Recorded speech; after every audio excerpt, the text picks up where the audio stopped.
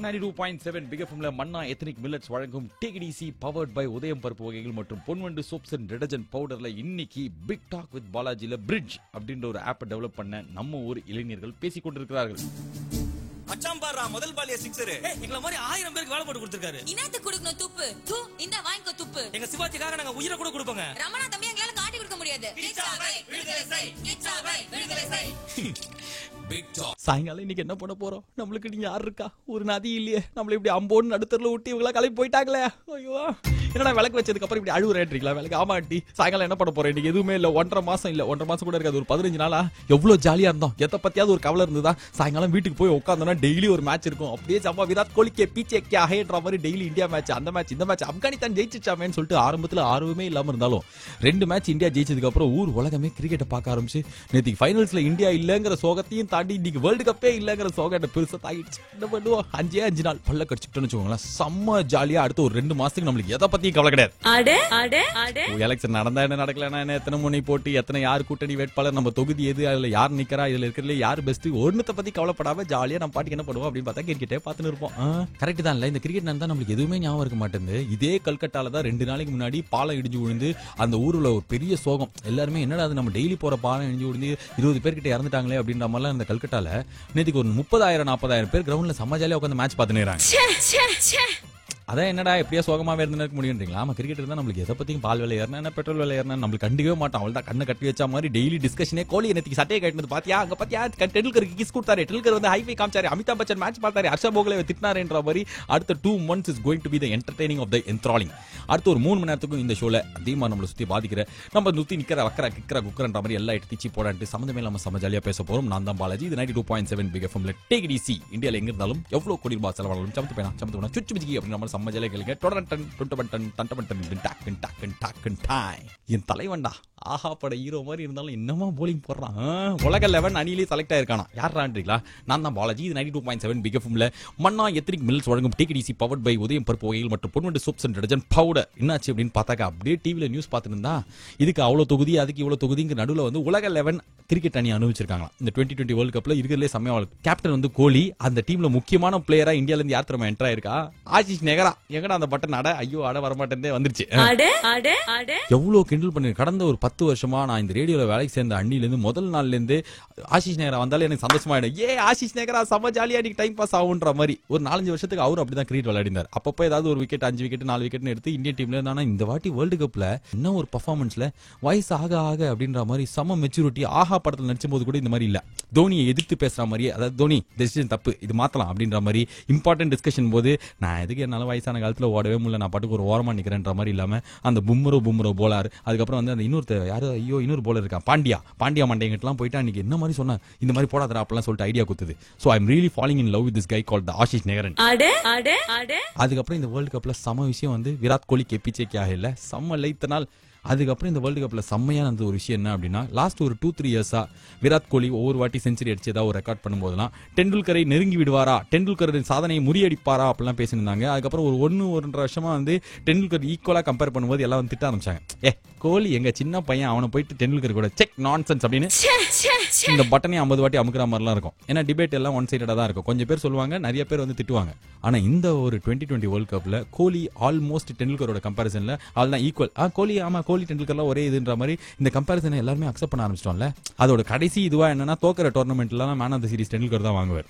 ஆனா என்ன ஒரு கன்சிஸ்டன்சி, என்ன ஒரு performance oriented driven of the nations organisation. நீ தான் சொன்ன கிரிக்கெட் நம்ம எல்லாத்தையும் மழுங்கடிச்சிருச்சுன்னு சொல்லிட்டுன்றீங்களா? நான் அந்த குட்டில ஒரு மட்டை தானே, அதனால தான் உணர்ச்சி வசப்பட்டு பேசிட்டேன். இன்னும் இந்த வேர்ல்டு கப்பை பத்தி ஒரே ஒரு வெஸ்ட் இண்டீஸ் புராணம் ஒண்டி பாக்கி இருக்கு. அதை பேசி முடிச்சுட்டு நம்ம அரசியல் வந்துடலாம். நீ கேட்டு அரசியல் வந்துடலன்னா பேசுறதுக்கு நீ கேட்டுக்கிறது ஆதித்யா டிவி ஜோக்கச்சா பாலாஜியோட டேக் இட் ஈஸி. எங்கேருந்தோ வந்த ஒரு தலகட்டான் நம்ம ஊருக்கு வந்து நம்மளையே தோக்கடிச்ச ஒரு தலகட்டான் ஜெயிக்கும் போது நம்மளுக்கு இவ்வளவு சந்தோஷமா இருக்கே. ஆஹா, வேற எந்த ஒரு டீமுக்காவது நடந்திருக்குமா? நேத்திக்கலாம் அப்படியே புலகாங்கிதம் அடைஞ்சு போயிட்டு அந்த வெஸ்ட் இண்டீஸ்ல அந்த பரத்வாஜ கோத்திரம் யாரு அந்த பிராத் ஒயிட்டா, அவன் பேர் என்னன்னு கூட வாயில வரல. ஆனா என்ன அடி அடிச்சா, 4 6 பார்க்கும்போது யுவராஜ் சிங் அடிச்ச போது ஒரு சந்தோஷம் வந்தது. 6 என்ற மாதிரி வந்த மேட்ச் என்னடா இது வெஸ்ட் இண்டீஸ் தோக்குதேன்னு சொல்லிட்டு மனசுல ஒரு சோகம் வேற வருது. அதுவே ஆச்சரியமா இருந்தது. இந்தியா தோக்கறத விட வெஸ்ட் இண்டீஸ் யாரு சவுத் ஆப்பிரிக்கா தோத்தா நம்மளுக்கு ஒரு சோகம் ஆகும். அந்த மாதிரி லைட்டா சோகம் ஆகும்போது என்ன வெஸ்ட் இண்டீஸ் தோக்கத்துக்கு நம்மளுக்கே சோகம் வருது, என்ன கனெக்ஷன் அந்த ஊருக்கு நம்ம ஊருக்குன்னு யோசிச்சு பார்த்தா அட ஆத்தா என்ன அழகா அந்த கிரிக்கெட் விளையாடுறாட கொடுங்க. செம்ம சந்தோஷமா இருக்குது அங்கிள். நேத்திக்கு வந்து வெஸ்ட் இண்டீஸ் தோத்து இங்கிலாந்து ஜெயிச்சிருந்ததுன்னா எப்படி வந்து இந்தியா தோத்தும் போது நம்மளுக்கு ஒரு சோகம் வந்ததோ அதே அளவுக்கு சோகம் வந்திருக்கும் எனக்குலாம். செம்மையா இருந்ததுல, என்ன ஜாலியா ஆடுறாங்க.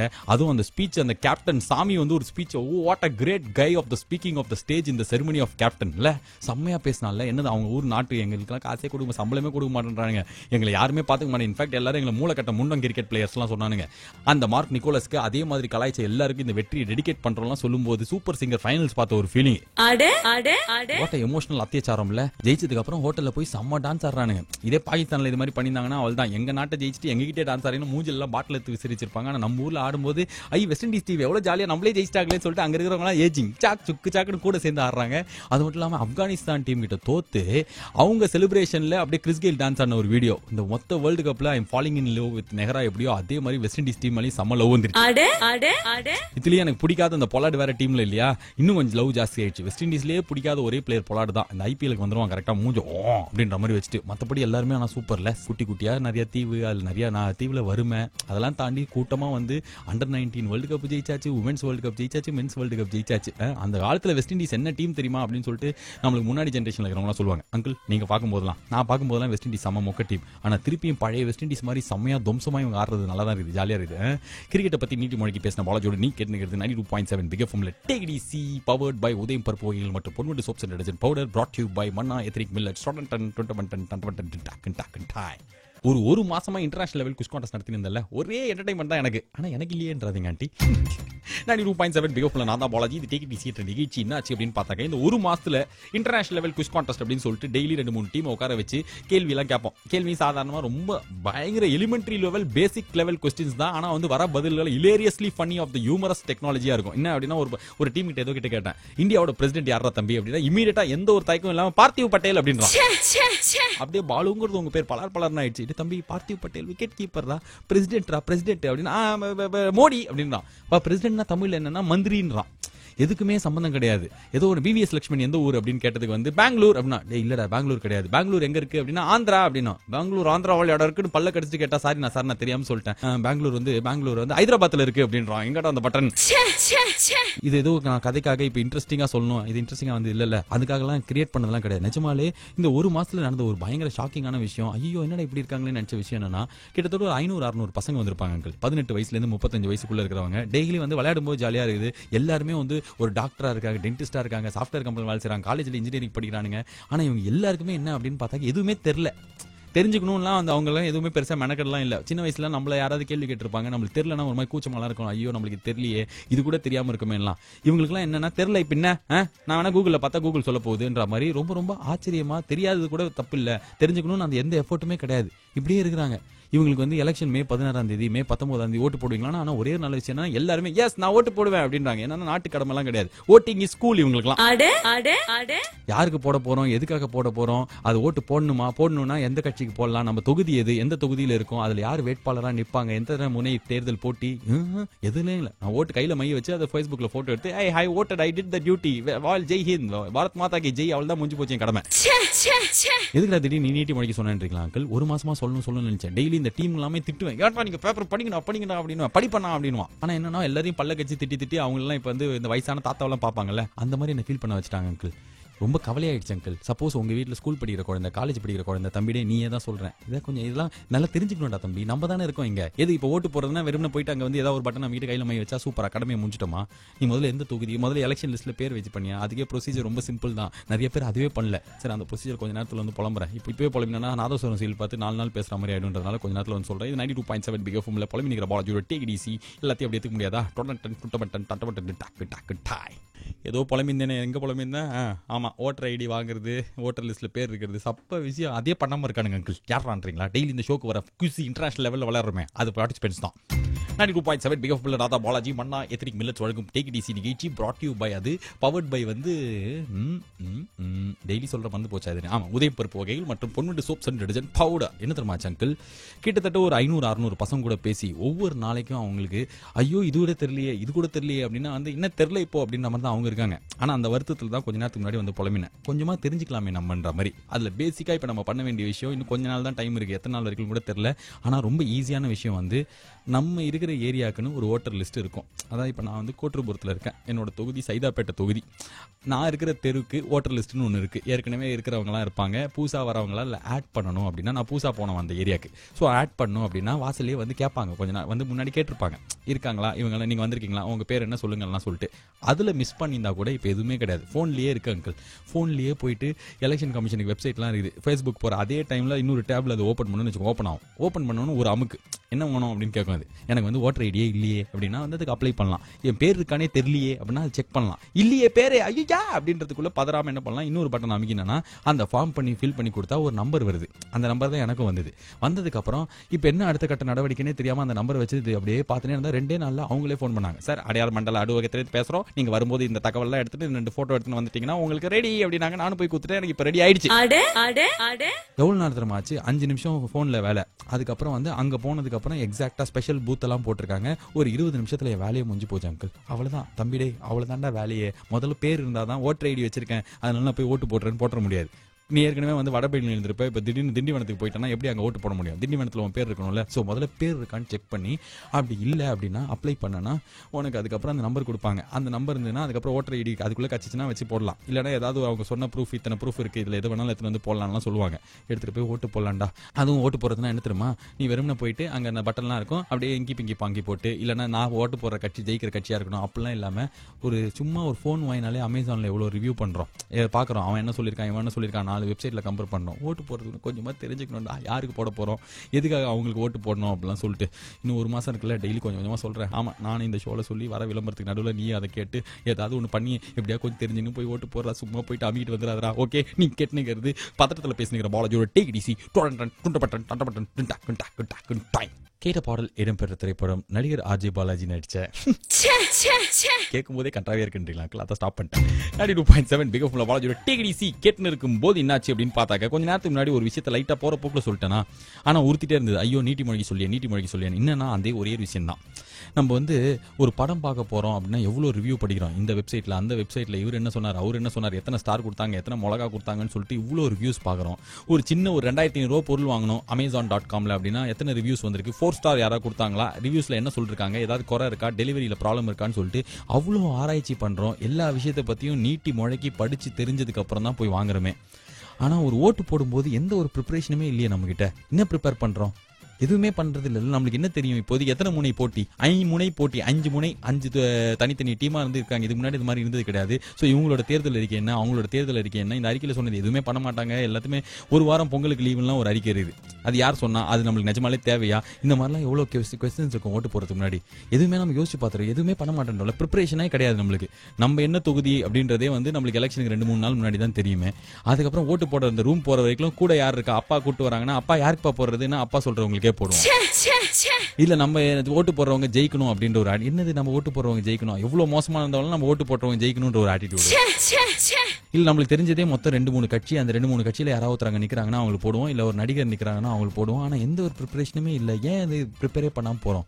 எனக்கு ரொம்ப ஒரு மாதிரி உறுத்திட்டே இருக்குது, கடுப்பா இருக்குது. இந்த 25% இளைஞர்கள் 30% இளைஞர்கள் இந்த வாட்டி புதுசா ஓட்டு போடுவாங்க. போன இந்த நாடாளுமன்ற எலெக்ஷன்லாம் வந்து பயங்கர இதுவா இருந்தது.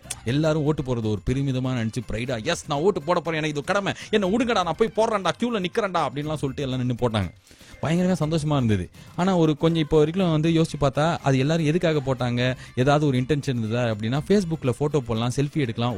ஓட்டு போடுறதுங்கிறது வந்து ஒரு ஸ்டைல் ஸ்டேட்மெண்ட் மேக்கிங். எங்க பாரு நானும் போட்டேன், எங்க பாரு ஜனநாயக கடமை அவ்வளவுதான் முடிஞ்சு போச்சு. எப்படி இந்தியாவை கிரிக்கெட் விளையாடுறத பார்த்தா நம்ம நாட்டுப்பற்று மிக்க மனிதன், அர்ஜுன் படம் பார்த்தா நம்ம நாட்டுப்பற்று மிக்க மனிதன், வாய் ஜிங்சாக் ஜுங்சாக்னு ஆகுதுல, கரெக்ட் தான். அதான் அந்த மாதிரிலாம் நினைச்சு போமோ. அதே மாதிரி தான் வெறும் மை வச்சா ஒண்டி நம்ம பயங்கர ரெஸ்பான்சிபிள் கிடையாது. எதுக்காக வைக்க போறோம், யாருக்காக வைக்க போறோம், அதனால என்ன நடக்க போகுது, இதெல்லாம் பத்தி தெரிஞ்சுக்கணும்ல. திருப்பியும் இதை ஏன் திருப்பியும் சொல்றேன்னா, 1 மாசம் டைம் இருக்குது. இந்த 1 மாசத்துல கூட லைட்டா நம்ம அரசியல் பார்க்கலாம். யார் என்ன சொல்றாங்க, இதுக்கு முன்னாடி அவங்க என்ன பண்ணிருக்காங்க, மொத்தமா நீட்டி மொழிக்கெல்லாம் தெரிய தேவையில்ல. நான் இருக்கிற தொகுதி சைதாப்பேட்டை, அந்த சைதாப்பேட்டை தொகுதியில் இவங்கெல்லாம் வேட்பாளராக இருக்காங்க, இதுக்கு முன்னாடி இவங்களை வந்து இந்த ஜெயிச்சிருக்காங்க, ஜெயிச்சும் போது இது பண்ணிருக்காங்க, இவங்கெல்லாம் வந்து ஜெயிச்சதே கிடையாது, இவங்களோட குவாலிஃபிகேஷன் இது, அது எல்லாத்தையும் தெரிஞ்சுட்டு ஒரு 10 பேர்ல எது பெஸ்ட், யாருக்கு போட்டா வந்து அவங்க ஏதாவது நல்லது பண்ண சான்ஸ் இருக்குன்னு இவ்வளவு அனலைஸ் பண்றோம்னு வச்சுக்கோங்களேன், நல்லா இருக்கும். நிஜமாலே நம்மளே கொஞ்சம் வெல் இன்ஃபார்ம்டா ஃபீல் பண்ணுவோம். நம்ம 4 பேர்கிட்ட போய் நம்ம சொல்லலாம், இங்க பாரு நான் இவ்வளவு பண்ணிருக்கேன் ரிசர்ச், இதுல இவங்க தான் பெஸ்டா தெரியுறாங்க, இவங்க போடுன்னு சொல்லிட்டு நம்ம இன்ஃப்ளூயன்ஸ் பண்ணலாம். ப்ளீஸ் ஏதாவது பண்ணலாம் அங்கிள். ஓகேவா, மியூசிக் வேறு நின்று போச்சு அப்படின்னா நிறைய நேரம் பேசிட்டேன் அர்த்தம். நீ கேட்டுக்கிறது மறுபடியும் மியூசிக் அமைக்கிற பாலாஜியோட டேக் இட் ஈஸி டக்கு மியூசிக்கா எதுன்றீங்களா? இதான் இந்த படம் ரிலீஸ் ஆனதுலேருந்து இதை சூர்யா கேட்குறாரு இல்லையா, நான் தான் டெய்லி கேட்டுக்கிறேன். கேட்ட பாடல் இடம்பெற்ற திரைப்படம் நடிகர் ஆர்ஜே பாலாஜி நடிச்ச கேட்கும் போதே கண்டாவே இருக்குன்றீங்களா, அதை ஸ்டாப் பண்ணிட்டேன். 92.7 பிக் எஃப்எம்ல பாலாஜியோட டேக் இட் ஈஸி கேட்டுன்னு இருக்கும் போது என்னாச்சு அப்படின்னு பார்த்தாக்க, கொஞ்ச நேரத்துக்கு முன்னாடி ஒரு விஷயத்தை லைட்டா போற போக்குல சொல்லிட்டேனா, ஆனா உறுத்திட்டே இருந்தது. ஐயோ நீட்டி மொழிக்கு சொல்லியே என்னன்னா அதே ஒரே விஷயம் தான். நம்ம வந்து ஒரு படம் பார்க்க போறோம் அப்படின்னா எவ்வளோ ரிவ்யூ படிக்கிறோம், இந்த வெப்சைட்ல அந்த வெப்சைட்ல இவர் என்ன சொன்னார், அவர் என்ன சொன்னார், எத்தனை ஸ்டார் கொடுத்தாங்க, எத்தனை மிளகா கொடுத்தாங்கன்னு சொல்லிட்டு இவ்வளோ ரிவ்யூஸ் பார்க்குறோம். ஒரு சின்ன ஒரு 2500 பொருள் வாங்கணும் Amazon.comல அப்படின்னா எத்தனை ரிவ்யூஸ் வந்திருக்கு, 4 ஸ்டார் யாராவது கொடுத்தாங்களா, ரிவ்யூஸ்ல என்ன சொல்லிருக்காங்க, ஏதாவது குறை இருக்கா, டெலிவரியில ப்ராப்ளம் இருக்கான்னு சொல்லிட்டு அவ்வளோ ஆராய்ச்சி பண்றோம். எல்லா விஷயத்தை பத்தியும் நீட்டி முழக்கி படிச்சு தெரிஞ்சதுக்கு அப்புறம் தான் போய் வாங்குறோமே.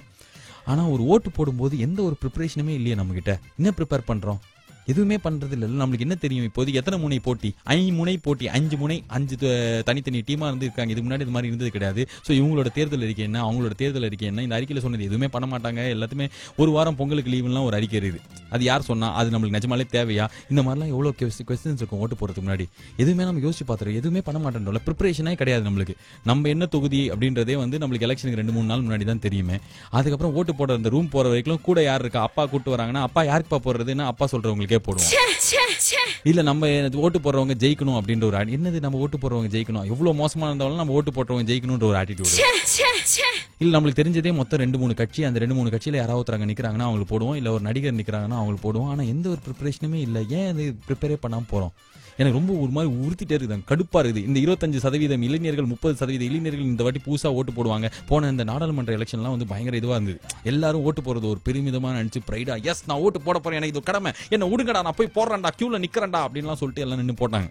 பயங்கரமா சந்தோஷமா இருந்தது. ஆனா ஒரு கொஞ்சம் இப்போ வரைக்கும் வந்து யோசிச்சு பார்த்தா அது எல்லாரும் எதுக்காக போட்டாங்க, ஏதாவது ஒரு இன்டென்ஷன் இருந்ததா அப்படின்னா, ஃபேஸ்புக்ல போட்டோ போடலாம், செல்ஃபி எடுக்கலாம், ஓட்டு போடுறதுங்கிறது வந்து ஒரு ஸ்டைல் ஸ்டேட்மெண்ட் மேக்கிங். எங்க பாரு நானும் போட்டேன், எங்க பாரு ஜனநாயக கடமை அவ்வளவுதான் முடிஞ்சு போச்சு. எப்படி இந்தியாவை கிரிக்கெட் விளையாடுறத பார்த்தா நம்ம நாட்டுப்பற்று மிக்க மனிதன், அர்ஜுன் படம் பார்த்தா நம்ம நாட்டு பிக்கிற மிக்க மனிதன், வாய் ஜிங்சாக்னு ஆகுதுல, கரெக்ட் தான். அதை அந்த மாதிரிலாம் நினைச்சு போமோ, அதே மாதிரி தான் வெறும் மை வச்சா ஒண்டி நம்ம பயங்கர ரெஸ்பான்சிபிள் கிடையாது. எதுக்காக வைக்க போறோம், யாருக்காக வைக்க போறோம், அதனால என்ன நடக்க போகுது இதெல்லாம் பத்தி தெரிஞ்சுக்கணும்ல. திருப்பியும் இதை ஏன் திருப்பியும் சொல்றேன்னா, 1 மாசம் டைம் இருக்குது. இந்த 1 மாசத்துல கூட லைட்டா நம்ம அரசியல் பார்க்கலாம். யார் என்ன சொல்றாங்க, இதுக்கு முன்னாடி அவங்க என்ன பண்ணிருக்காங்க, மொத்தமா நீட்டி மொழிக்கெல்லாம் தெரிய தேவையில்ல. நான் இருக்கிற தொகுதி சைதாப்பேட்டை, அந்த சைதாப்பேட்டை தொகுதியில் இவங்கெல்லாம் வேட்பாளராக இருக்காங்க, இதுக்கு முன்னாடி இவங்களை வந்து இந்த ஜெயிச்சிருக்காங்க, ஜெயிச்சும் போது இது பண்ணிருக்காங்க, இவங்கெல்லாம் வந்து ஜெயிச்சதே கிடையாது, இவங்களோட குவாலிஃபிகேஷன் இது, அது எல்லாத்தையும் தெரிஞ்சுட்டு ஒரு 10 பேர்ல எது பெஸ்ட், யாருக்கு போட்டா வந்து அவங்க ஏதாவது நல்லது பண்ண சான்ஸ் இருக்குன்னு இவ்வளவு அனலைஸ் பண்றோம்னு வச்சுக்கோங்களேன், நல்லா இருக்கும். நிஜமாலே நம்மளே கொஞ்சம் வெல் இன்ஃபார்ம்டா ஃபீல் பண்ணுவோம். நம்ம 4 பேர்கிட்ட போய் நம்ம சொல்லலாம், இங்க பாரு நான் இவ்வளவு பண்ணிருக்கேன் ரிசர்ச், இதுல இவங்க தான் பெஸ்டா தெரியுறாங்க, இவங்க போடுன்னு சொல்லிட்டு நம்ம இன்ஃப்ளூயன்ஸ் பண்ணலாம். ப்ளீஸ் ஏதாவது பண்ணலாம் அங்கிள். ஓகேவா, மியூசிக் வேறு நின்று போச்சு அப்படின்னா நிறைய நேரம் பேசிட்டேன் அர்த்தம். நீ கேட்டுக்கிறது மறுபடியும் மியூசிக் அமைக்கிற பாலாஜியோட டேக் இட் ஈஸி டக்கு மியூசிக்கா எதுன்றீங்களா? இதான் இந்த படம் ரிலீஸ் ஆனதுலேருந்து இதை சூர்யா கேட்குறாரு இல்லையா, நான் தான் டெய்லி கேட்டுக்கிறேன். நேயர்களே எஸ்எம்எஸ் அனுப்புங்க, நேயர்களே கால் பண்ணுங்கன்னு சொல்லி ரொம்ப நாள் ஆச்சு போல இருக்குன்னா, அதனால எங்க ஆஃபீஸில் நடந்த முக்கியமான மாற்றத்தை நான் வந்து நோட் பண்ணாம விட்டேன். 92.7 பிக் எஃப்எம்ல மாற்றத்தை நோட் பண்ணாத பாலாஜியோட நீ கேட்டுக்கிறது take it easy, powered by Udhayam பருப்பு வகைகள் மற்றும் Ponvandu soaps and detergent powder, brought you by இது பண்ணா எத்தனிக் மில்லட்ஸ். கரெக்டாடா? பஞ்சமிட்டாய் மண்டே ஆடுறான். என்ன தெரியுமா ஆண்டி, கிட்டத்தட்ட ஒரு 6-7 மாசம் ஆச்சு. இன்ஃபேக்ட் 5 வருஷம் 6 வருஷமாவே நம்ம எஸ்எம்எஸ் கான்டெஸ்டே வைக்க மாட்டோம். இன்னைக்காவது ஒரு நாளைக்கு பேச எதுவுமே இல்லையே அப்படின்னா 5க்கு அப்புறம் என்ன வரும், 6, 7, 8 நேர்களே அப்படின்னு எஸ்எம்எஸ் கான்டெஸ்ட்லாம் வைப்போம்ல. இப்போ வைக்கிறதே கிடையாதுங்கிறதுனால என்ன ஆயிட்டு இருக்குது, பிக் எஃப்எம்ல வந்து இந்த எஸ்எம்எஸ் சிஸ்டத்தையே டெலீட் பண்ணிட்டாங்களாம். சூப்பர். இனிமே உங்களுக்கு மெசேஜ் அனுப்பிச்சிங்கன்னா பிக் எஃப்எம்க்கு ₹1-2 காசெல்லாம் போயிட்டு அந்த கம்பெனிக்காரங்க நாங்கள் கமிஷன் வச்சுப்போமே, அதெல்லாம் இப்போ கிடையவே கிடையாது. இப்போ என்ன அப்படின்னு பார்த்தாக்க ஹைக் மெசஞ்சர். இது இந்த டெக்னாலஜி எப்போ வந்தது, என்னது இது, யாருக்காக எதுவுமே தெரியல. இந்த வாட்ஸ்அப் இருக்குல்ல, கொஞ்ச நாள் முன்னாடி வாட்ஸ்அப்ல அனுப்புங்கன்னு சொல்லியிருந்தோம். ஆனா வாட்ஸ்அப் வந்து வெளிநாட்டு கம்பெனி, ஹைக் மெசஞ்சர் நம்ம இந்திய நாட்டு கம்பெனின்ற மாதிரி ஏதோ ஒரு லாஜிக் சொல்லி பஞ்சமிட்டாய் இப்பதான் வந்து பிக் எஃப்எம் அதுக்கு மாறிடுச்சுன்னு சொன்னான். 9025927927 அப்படின்னு நம்பர் கால் பண்ணா டேபிள் மேட் வராது, பிக் எஃப்எம்க்கு மெசேஜ் வரும். அந்த நம்பருக்கு எதுக்கு கால் பண்ணணும், எதுக்கு மெசேஜ் அனுப்பணும். இப்போ இன்டர்நேஷனல் குவிஸ் கான்டெஸ்ட் டெய்லி நடத்தணும் அங்கிள். இன்டர்நேஷனல் குவிஸ் கான்டெஸ்ட்ல இன்னைக்கு 2 டீம் இருக்குன்னு சொல்லிட்டு அந்த 2 டீம்ல ஒரு டீமா நீங்க வரலாம் அப்படின்னா நீங்க வந்து இந்த ஹைக் மெசஞ்சரை வந்து முதல்ல போன்ல டவுன்லோட் பண்ணணும். அடப்படா இதுக்கெல்லாம் பண்ண முடியாதுன்னா விட்டுருங்க அங்கிள், அதெல்லாம் ஒரு குவிஸ், இதுக்கு டவுன்லோட் வேறையா, மெமரி தான் வேஸ்ட்டு, இன்டர்நெட் வேஸ்ட்டு. சப்போஸ் உங்களுக்கு அதையும் மீறி ஆர்வம் பீரிட்டு அடிச்சதுன்னா ஐக் மெசேஞ்சர் இந்த பிளே ஸ்டோரில் ஆப்பிள் ஃபோன் வச்சிருந்தீங்கன்னா அந்த ஸ்டோரில் எல்லாத்துலேயும் இருக்கும். அப்படியே புய் அப்படின்னு புய் அப்படின்னு ஃபோனுக்கு வந்துடும். பண்ணதுக்கப்புறம் நீங்கள் அதை வந்து இன்ஸ்டால் பண்ணதுக்கப்புறம் 9025927927 இந்த ஃபேன்சி நம்பருக்கு வந்து hi it's international level quiz அப்படின்னு சொல்லிட்டு ஏதாவது ஒரு பாஸ்வேர்ட் போட்டு அனுப்புங்க. திருப்பி நாங்களே வாங்க ப்ளீஸ் யாருமே இல்லை அப்படின்னு சொல்லிட்டு உங்களுக்கு கூப்பிட்டு இந்த குவிஸ் நடத்தி அத்தமா உங்க கூட விளையாடி பிரைஸ் கொடுப்போமே. இதை நான் சொல்லி அதாவது நம்பருக்கு கால் பண்ணுங்க, எஸ்எம்எஸ் அனுப்புங்கன்னு சொல்லி ரொம்ப நாள் ஆச்சா. மயிலை பட்டாபிக்கெல்லாம் என் மேலே செம கோவம். என்னோட எஃப்எம் கேட்காம பக்கத்து எஃப்எம் கேட்க ஆரம்பிச்சிட்டாரு அவர். இல்லை நான் வண்டி கேட்டு கீச்சிட்டு வரேன்றீங்களா? இல்லை அவர் கேட்பார் முன்னாடி அப்பப்போ கேட்டு அசிங்கத்தில் என்ன ஷோ பண்ணுற உனக்கு தெரியுமான்னு. இது மாதிரி என்னாச்சு அப்படின்னு பார்த்தா ரொம்ப நாளாக எஸ்எம்எஸ் சொல்லியா இப்போ தான் ஐக் மெசேஞ்சர் மாறிச்சுன்னு தெரிஞ்சது. அதுலேயே இந்த விளம்பரத்தையும் பண்ணி விட்டோம். சுயநலம் கருதி வெளியிட்ட பாலாஜியோட நீ கேட்டுங்கிறது 92.7 பிக் எஃப்எம்ல டேக் இட் ஈஸி. ஐக் மெசேஞ்சர் என் ஃபோன்லேயே இல்லை. இனிமேல் தான் அதை டவுன்லோடே பண்ணணும். ஐயோ ஆஃபீஸில் அதுக்கே இன்டர்நெட் ஓசியில் வைஃபை வாங்கிக்கலாம். ஓகே, பஞ்சு மிட்டாய் வந்து பாண்டிச்சேரியிலேருந்து வந்திருக்கான். அவன் டோலுக்கு கொடுத்த காசை வந்து ஒரு மாதம் வந்து வட்டி கூட்டிருந்தானா கிட்டத்தட்ட வேளச்சேரி பக்கத்தில் 2 ரூம் கட்டியிருக்கலாம். நாடு ஃபுல்லாக வந்து எல்லாரும் என்ன சொல்லியிருந்தாங்க, டோல் கேட்லாம் சுங்க வசூல் பண்ணக்கூடாது, எல்லாம் முடிஞ்சு போச்சு, கான்ட்ராக்ட் முடிஞ்ச ரோட்டுக்கு ஏன்டா வாங்குறீங்க அப்படின்னு நான் நினச்சேன். சென்ட்ரல் கவர்மெண்ட்டே தலையிட்டு சுங்க வரி இனிமேல் கிடையாது அப்படின்னு சொல்லுவாங்கன்னு பார்த்தா 10% ஹைக் அப்படின்னு இந்த பட்டன் ஒரு 5 டைம்ஸ் நம்ம வாங்குறோம். யாரா நீனா? நான் தான் பாலாஜி. இது 92.7 பிக் எஃப்எம்ல டேக் இட் ஈஸி என்ற நிகழ்ச்சி. என்ன ஆச்சு தெரியுமா அங்கிள், இந்த விசாரணை அப்படின்ற படம் இப்போ வந்தது, இந்த வருஷம் தான் வந்தது, அவார்ட்லாம் வாங்கிச்சு, எல்லாரும் ஆஹா ஓஹோ ஏஹே அப்படிலாம் சொன்னாங்கல்ல. அந்த படம் பார்க்கும்போது நம்மளுக்குலாம் வந்து நார்மலாக போலீஸ் மேலே இருக்கிற பயத்தோட ஐயோ போலீஸா அப்படின்ற மாதிரி இன்னும் பயம்லாம் வந்தது. ஆனால் இதே ஒரு விஷயத்தை கிட்டத்தட்ட ஒரு 5 இயர்ஸாக நானும் உங்ககிட்ட டெய்லியும் சொல்லிருப்பேன். அங்கிள் நைட் டைம்லாம் ரோட்டில் போனால் நம்ம ரோட்டில் போனால் நம்ம யாருமே இல்லாத ரோடு நம்மளுக்கு எப்படி இருக்கணும், ரோடு போலீஸ் இருக்குது நம்மளை பாதுகாக்கிறதுக்குன்னு ஒரு போலீஸை பார்த்தா எவ்வளோ சந்தோஷம் வரணும். ஆனால் உங்களுக்கு எனக்கு என்னைக்காவது வந்து நைட்டில் நம்ம வண்டியில் காரில் போகும்போது குடும்பத்தோடு போகும்போதே போலீஸை பார்த்தா சந்தோஷம் வந்துருதா? எவ்வளோ பயம் வரும், பீதி வரல, ஐயோ போலீஸ் அப்படின்னு.